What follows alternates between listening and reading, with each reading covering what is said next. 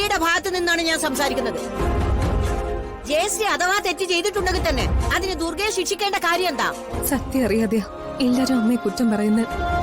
ഒരിക്കൽ എല്ലാ സത്യങ്ങളും പുറത്തു വരും. അന്ന് അമ്മയെ പഴി പറഞ്ഞവരും കുറ്റം പറഞ്ഞവരും എല്ലാം മാറ്റി പറയും. ജയശ്രീ ആയിരുന്നു ശരിയെന്ന് ഈ നാട് മുഴുവൻ പറയുന്നൊരു ദിവസത്തിന് വേണ്ടിയാ ഞാൻ പ്രാർത്ഥിക്കുന്നത്. എങ്കിൽ പിന്നെ നീ ഒരു കാര്യം ചെയ്യും, അതിനു വേണ്ടി വല്ല ഹിമാലയത്തിന് പോയി താമസിരിക്കും. അപ്പൊ പിന്നെ നിന്റെ തിരുമോദം ഞങ്ങൾക്ക് കാണണ്ടല്ലോ. അവളുടെ അമ്മ നീ ഒന്ന് ഓർത്തോ, എന്റെ അഷിക്ക് അവിടെ എന്തെങ്കിലും പ്രശ്നം ഉണ്ടായാ നിന്നെ ഞാൻ വെറുതെ വിടില്ല. വസുമതി, വിടവളെ. നിന്റെ മകള് മറ്റൊരു വീട്ടിലേക്ക് ചെന്ന് കേറിയിരിക്ക. അവിടെ അവൾക്ക് നല്ലത് വരണമെന്നുണ്ടെങ്കിൽ നീ ദുർഗയോട് മര്യാദക്ക് പെരുമാറണം. നമ്മൾ ചെയ്യുന്നതിന്റെ ഒക്കെ കർമ്മഫലങ്ങൾ അനുഭവിക്കേണ്ടി വരുന്നതേ നമ്മുടെ മക്കളായിരിക്കും. ഓ,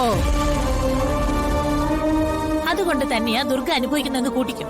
ആ, എത്രയൊക്കെ അവസരം കിട്ടുന്നുണ്ടെന്ന് പറഞ്ഞാലും ഈ അറേഞ്ച് മാരേജ് എന്ന കൺസെപ്റ്റിനോട് എനിക്കൊരു താല്പര്യമില്ല. ഏതെങ്കിലും കാലത്ത് ഞാൻ കല്യാണം കഴിച്ചാൽ തന്നെ അത് ലവ് മാരേജ് ആയിരിക്കും. എന്റെ ചെറുക്കനെ ഞാൻ തന്നെ കണ്ടുപിടിക്കും.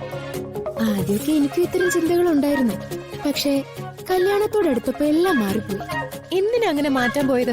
നമ്മുടെ ലൈഫ് നമ്മുടെ ഇഷ്ടത്തിന് വേണ്ടി ജീവിക്കാൻ.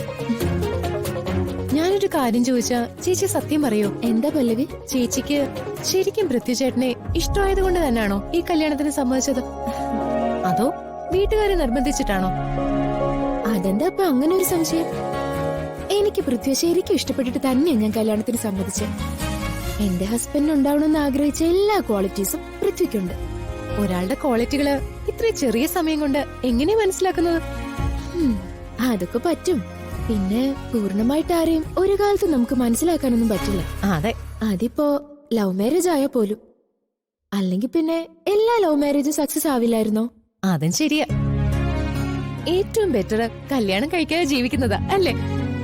ദേ പല്ലവി, കല്യാണം കഴിച്ച അന്ന് തന്നെ എന്നെ മാരേജ് ലൈഫ് വെറുപ്പിക്കോ? ഏയ്, ഞാൻ വെറുതെ പറഞ്ഞല്ലേ. എനിക്കിവിടെ ഇപ്പഴാ എന്റെ ഏജിൽ ഒരു കൂട്ട് കിട്ടിയത്. അതിന്റെ സന്തോഷമാണെന്ന് കരുതിയാ മതി. പിന്നെ ചേച്ചിക്ക് ലൈഫില് ഒരു പ്രശ്നം ഉണ്ടാവില്ല. കാരണം എന്റെ പൃഥ്വി. ആ കാര്യം നീ കുറച്ച് സീരിയസ് ആയിട്ട് തന്നെ എടുക്കണം കേട്ടോ. ദേ, ഒന്നിനും മടിയില്ലാത്ത കൂട്ടരെ അവരെ ആരെയും കണ്ണുടച്ച് വിശ്വസിക്കരുത്.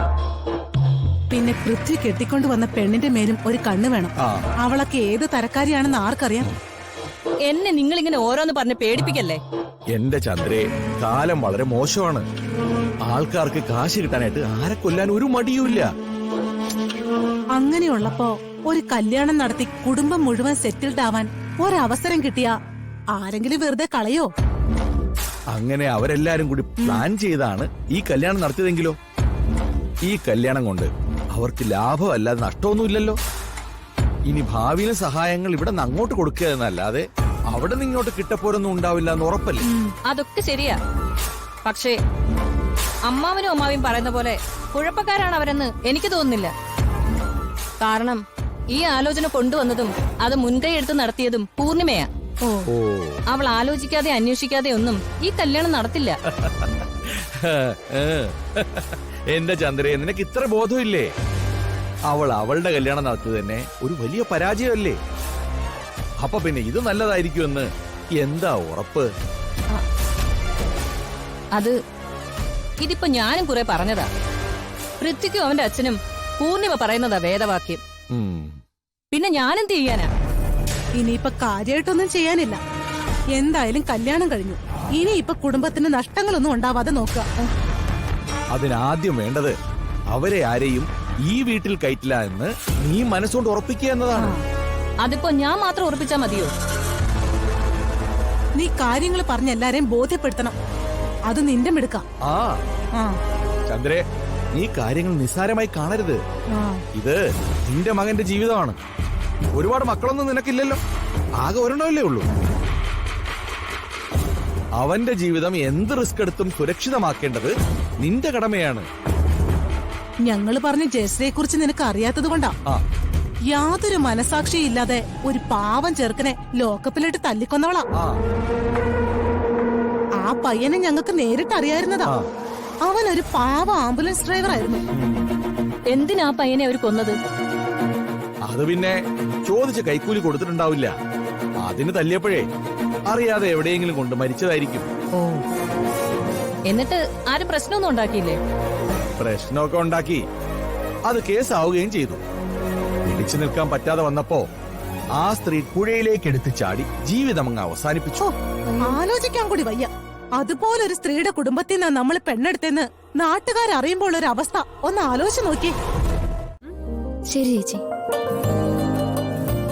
പൃഥ്വിയുടെ ഭാഗത്തുനിന്ന് എന്തേലും തെറ്റുകൾ ഉണ്ടായാൽ തന്നെ അവന്റെ ഒപ്പം നിന്ന് സ്നേഹത്തോടെ മോളത് പറഞ്ഞു തിരുത്തണം. ഇതെന്താ പൂർണിമേ, കല്യാണം കഴിഞ്ഞ ആദ്യ ദിവസം തന്നെ അഷിതയുടെ മുന്നിൽ എന്റെ മോനെ മോശക്കാരനാക്കുവാണോ? അയ്യോ, അങ്ങനെയല്ല ചെറിയമ്മേ. എന്തെങ്ങനെയല്ലാന്ന്? പൃഥ്വിയുടെ ഭാഗത്തുനിന്ന് എന്ത് തെറ്റുണ്ടാകുന്ന നീ പറഞ്ഞു വരുന്നത്? ആ, ഞാൻ പറഞ്ഞതിനെ ചെറിയമ്മ തെറ്റിദ്ധരിച്ചിരിക്കുവാ. എനിക്കൊരു തെറ്റിദ്ധാരണയില്ല. നീ പറഞ്ഞതില്ല കുഴപ്പം. അല്ലെങ്കിൽ തന്നെ വിവാഹ ജീവിതത്തെക്കുറിച്ച് ഉപദേശം കൊടുക്കാൻ പൂർണിമയ്ക്ക് എന്ത് യോഗ്യതയുള്ളത്? മറ്റുള്ളവരെ ഉപദേശിക്കാൻ എളുപ്പമാ, സ്വന്തം ജീവിതത്തിൽ ചെയ്യാനാ ബുദ്ധിമുട്ട്. ചേച്ചി പറഞ്ഞതില് എനിക്ക് പൃഥ്വിയെ കുറിച്ച് മോശമായിട്ടൊന്നും തോന്നിയില്ലമ്മേ. അത് പിന്നെ അഷിത അങ്ങനെയല്ലേ പറയൂ. പൂർണിമയല്ലേ നിങ്ങളുടെ കല്യാണം നടത്തിയത്. നല്ലൊരു ദിവസമായിട്ട് നിങ്ങൾ എല്ലാവരും കൂടി പറഞ്ഞ് വഷളാക്കണ്ട. പൃഥ്വി ചേട്ടൻ കാത്തിരിക്കേയിരിക്കും. അഷിതേച്ചി ചെല്ല്. ചെല്ലു മോളെ.